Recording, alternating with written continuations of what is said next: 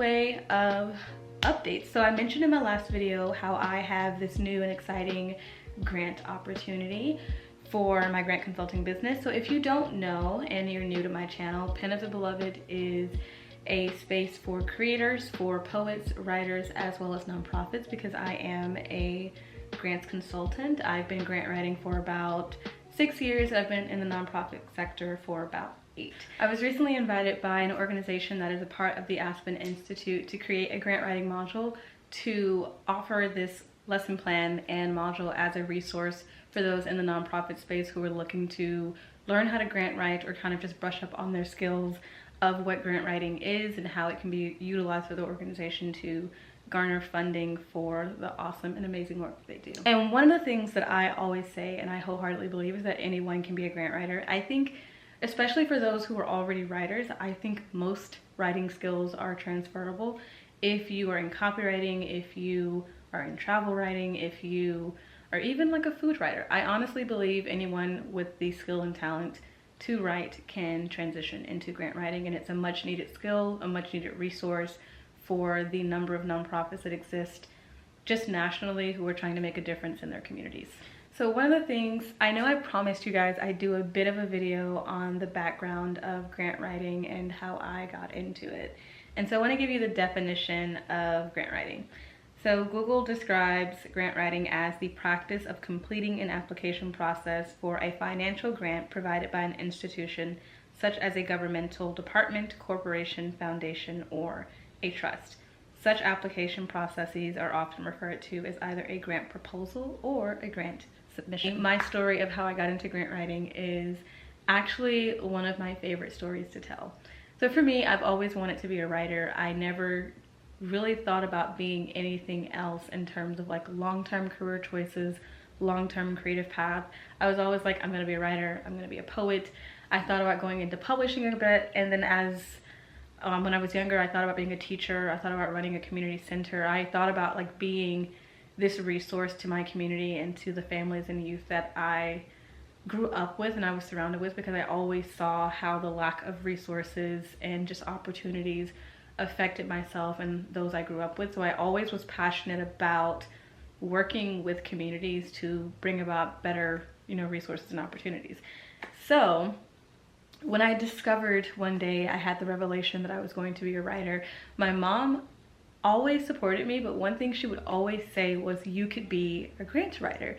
And in my mind, I was like, no, I'm gonna be a poet. I'm gonna move to New York and I'm just gonna write full time. Like, this is just gonna be my job. I'm gonna tell stories for a living. Lo and behold, I grow up, I go to college, and I declare my major, which was writing with a focus on literature and poetry, because again, I'm gonna be a poet. I'm just gonna write for the rest of my life.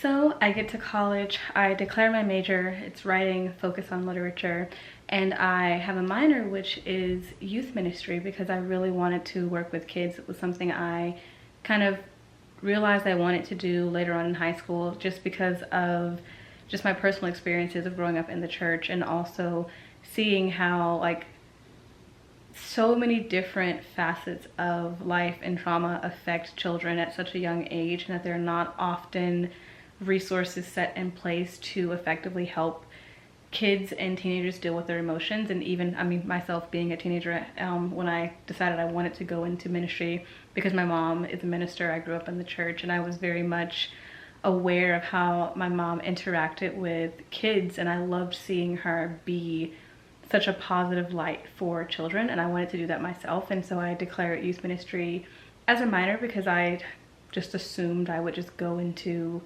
helping people and helping kids and kind of being the person that I wanted when I was growing up in the church. So that was my desire there. So I wanted to work with kids, I wanted to write books, I wanted to be this creative being in the world and just do what I believe God was calling me to do and is calling me to do. While in college, I'm going through my courses, I'm taking modern American fiction, literary writing, I'm doing poems, one-act plays, short stories, and of course the myriad of essays that you write when one declares writing as their major. And in the back of my mind, I thought, you know, I could go into editing. I took a couple of technical writing classes, which were required. And so I was like, technical writing wasn't really exciting. And so as I got towards my junior year, I realized I needed to be thinking about a career. And in my mind, I still kind of had the idea that, well, you know, as an editor, I could go into the publishing field. And so I started looking into internships, because by the time I got to my senior year, I was in desperate need of an internship that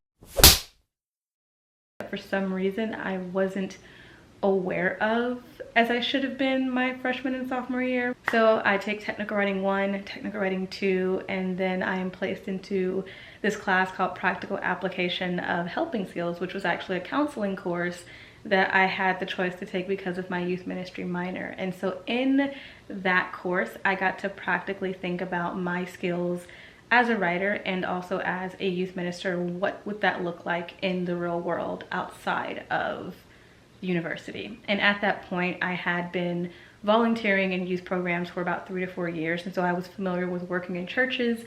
I went to school in Tulsa, so we were in the middle of the Bible Belt, so there was not a lack of churches I could volunteer my time to, and I met some amazing people. I met some awesome kids, and it was a lot of fun. After taking technical writing 2, I met with my advisor. We were preparing for my last year in college, and lo and behold, a class I don't think I ever saw on my degree plan was Grant Writing 101. And I remember thinking, oh, I thought I was gonna get away from this. And it's not because I didn't want to be a grant writer. I think it just sounded boring to me, to be so honest.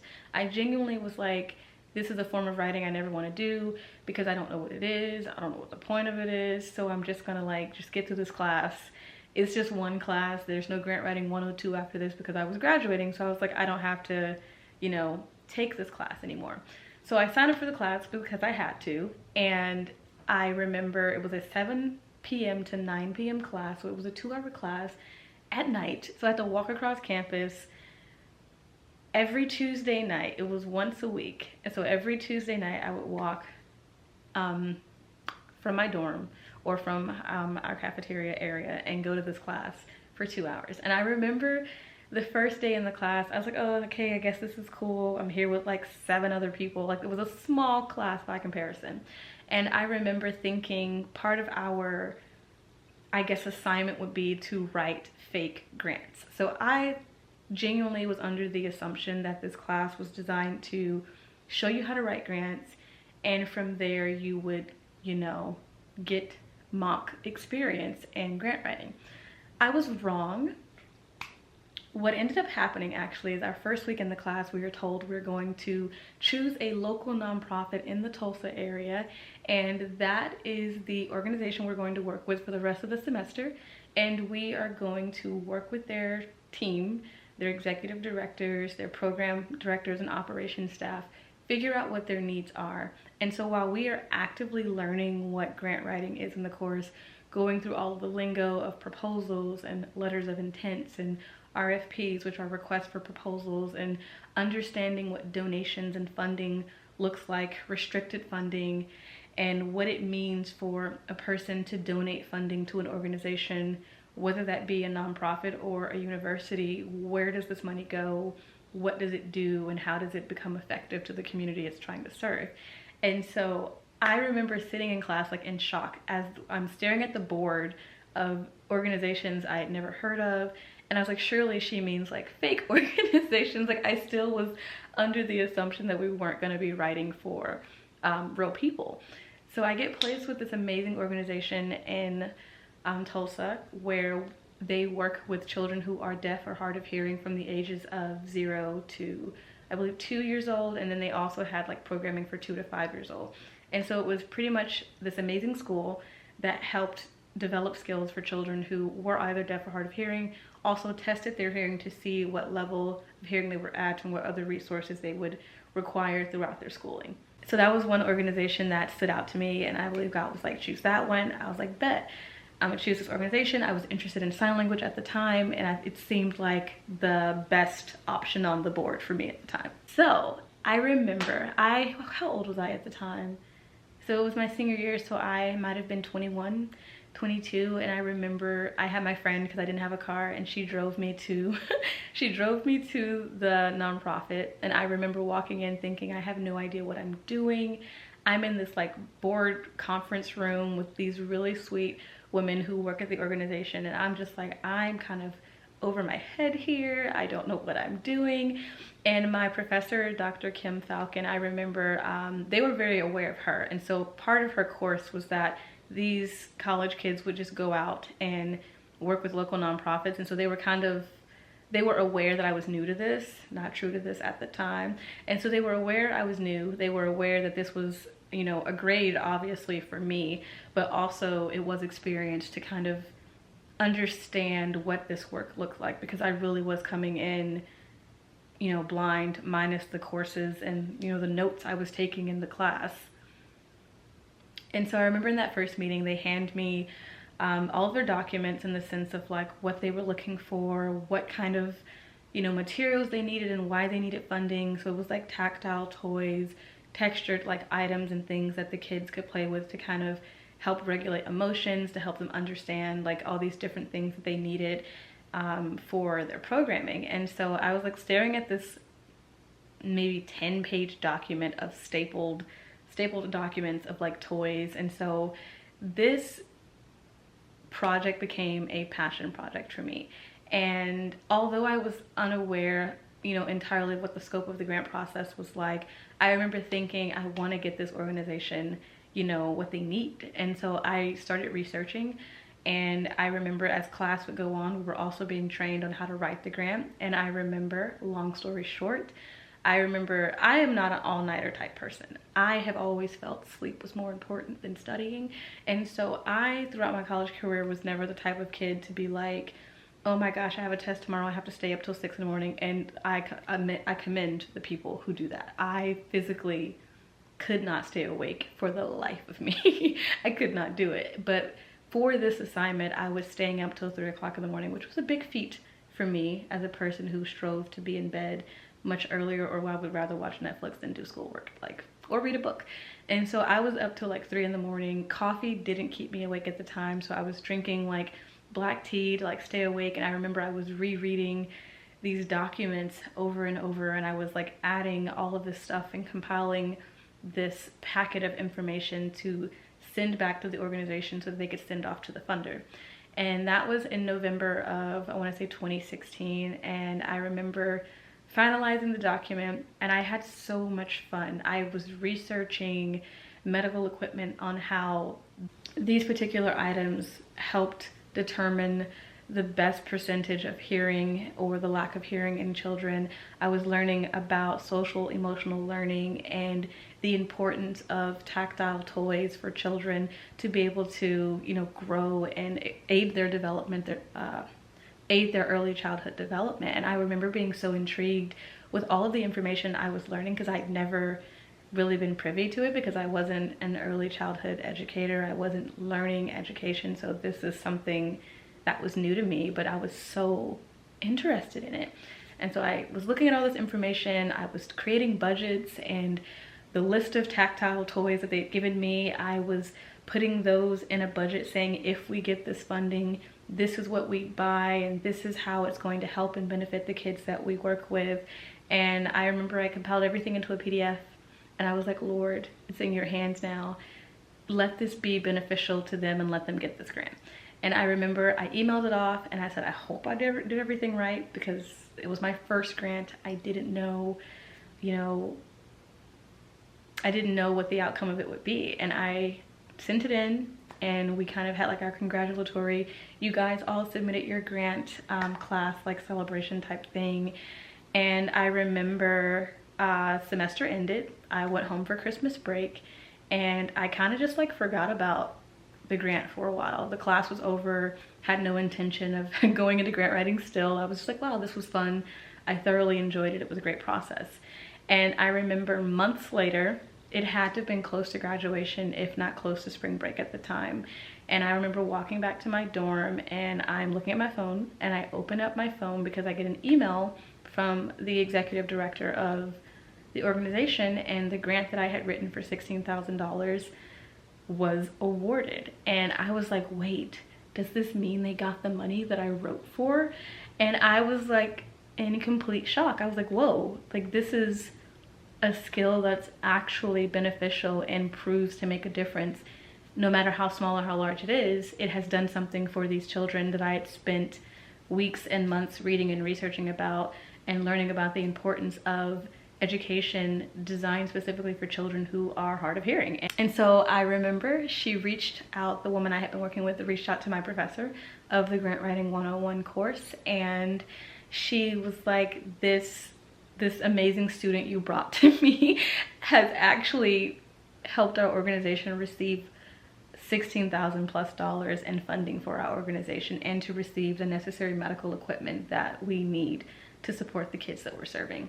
And I remember my professor emailed me, and I actually got to see her right before graduation, and she said to me, she was like, no student has ever gotten a grant on their first try. She was like, that rarely ever happens. And she was like, I'm so proud of you. This is amazing. And congratulations on winning this grant for this organization. And honestly, from that moment on, that's kind of what jettisoned my grant writing career, honestly, was that one grant class and my professor and my mom for decades telling me that I could be a grant writer, and even knowing it was an option, although I didn't want it at the time. That one seed that my mom planted on the way from a grocery store when I was like 12 years old is what led me to be able to be a grant writer now, because I knew that it was an option and it was something I was good at and talented and gifted to do.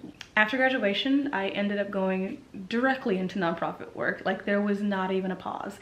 So the internship that I mentioned earlier, I ended up having to find an internship that could merge my writing degree and my youth ministry degree. So I was able to sign up for a 6-week internship in Delaware, where I got to work with awesome middle schoolers and also teach a poetry course for 4 weeks out of those 6 weeks. And so it was an amazing experience.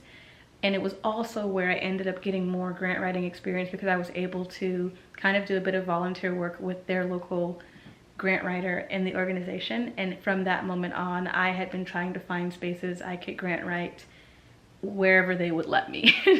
And it ended up being the thing that pushed me to place value upon nonprofits and to see the hard work that people do day in and day out to support their local spheres of influence, to support the kids that live in their neighborhoods, to support, you know, the families and the women and children and men who are in need of services of all varying degrees. And now, as a grants consultant, it is such a joy and a gift to be able to talk about grant writing in a way that makes people excited. I have been seeing more and more people interested in grant writing and understanding, you know, how can this skill benefit the organizations I work with, and how can I be better at what I do. And so I'm grateful for the years and years of experience I have that is able to lend to the, you know, assistance and help that I'm able to give to the people who want to do this work. I think it's definitely hard work, but it's worthy work. I think it's worth it. I don't think I would change what I do for anything, and I still write poetry, I still write stories, and I'm still able to tell stories in a very beautiful and real way.